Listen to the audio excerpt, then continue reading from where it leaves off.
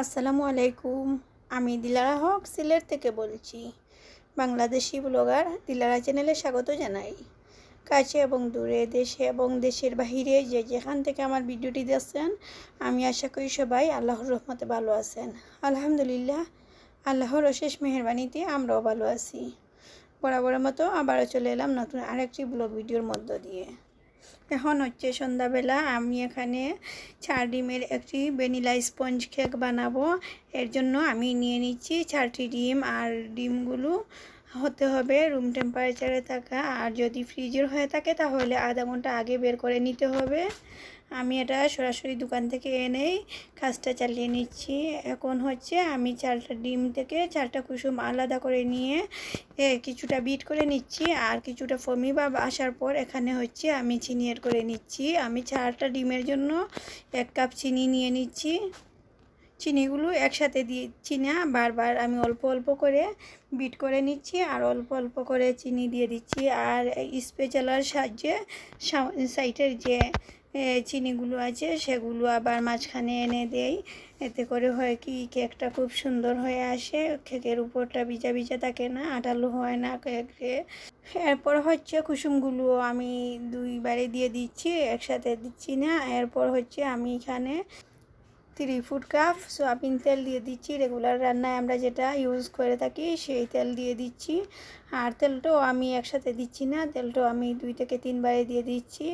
এতে করে হয় কি, কেকের যে ব্যাটারটা আছে এটা একদম ঠিকঠাক থাকে। এতে করে হয় কি, আর কেকের যে ফর্মটা আছে সেটা নষ্ট হয় না, কেকটা আর চুপসে যাবে না।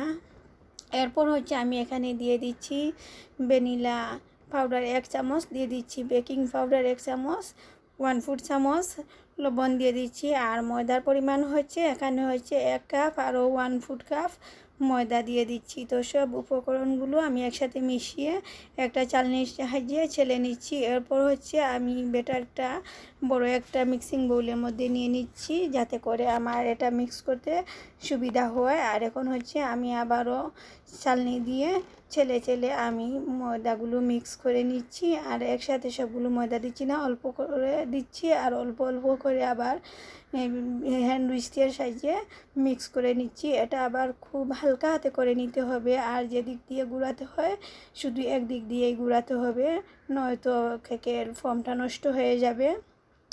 তো সব উপকরণগুলো মিশানো হয়ে গেছে। এখন হচ্ছে আমি যে মূলটা আগে রেডি করে রেখেছিলাম, তেল মাখিয়ে লেখালেখির কাগজ দিয়ে আমি মূলটা রেডি করে রেখেছিলাম, সেই মূলের মধ্যে ব্যাটারগুলো ঢেলে দিচ্ছি। আর ব্যাটারটা ডালার সময় খেয়াল করতে হবে ব্যাটারটার জন্য একটু উপর থেকে, এতে করে হয় কি ইয়ার বাবুল ক্রিয়েট করে না।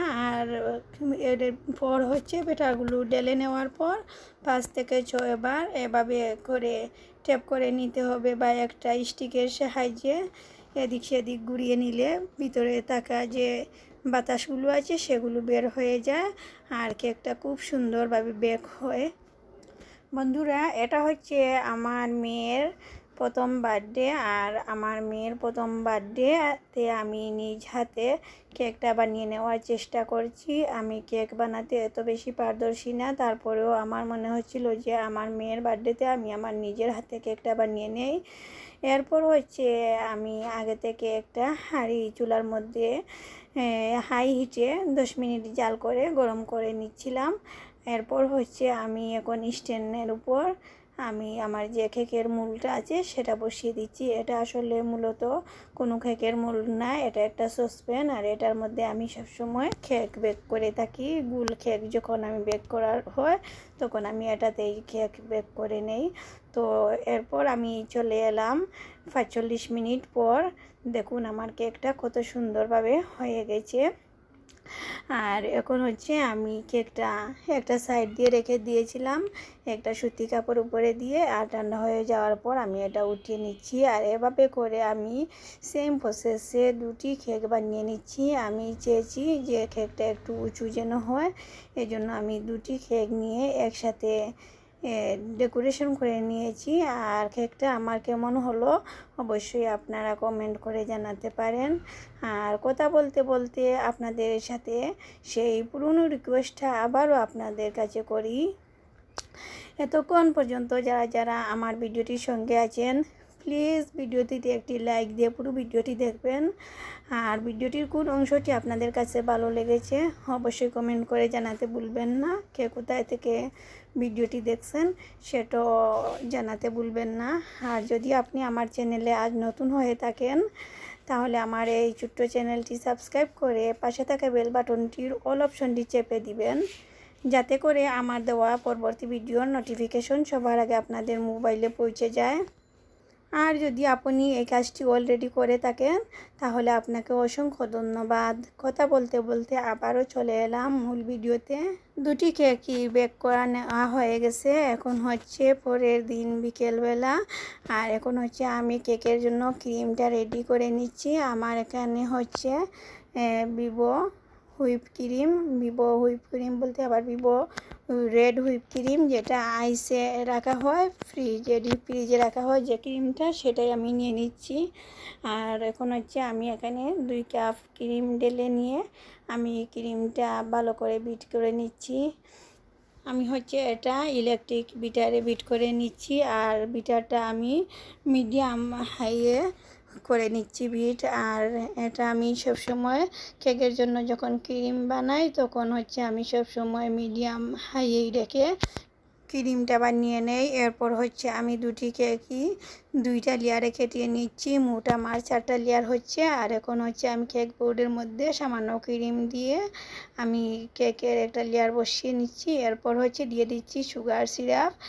আর এরপর হচ্ছে আমি ক্রিমগুলো খুব সুন্দর করে স্প্যাচুলার সাহায্যে আমি দিয়ে দিচ্ছি, সমানভাবে দিয়ে দিচ্ছি। এরপর হচ্ছে একটার পর একটা লেয়ার এভাবে দিয়ে দেব। এরপর সুগার সিরাপ দিয়ে দেব। এরপর আবারও ক্রিম এভাবে করে পুরো কেকটা আমি সেট করে নিচ্ছি।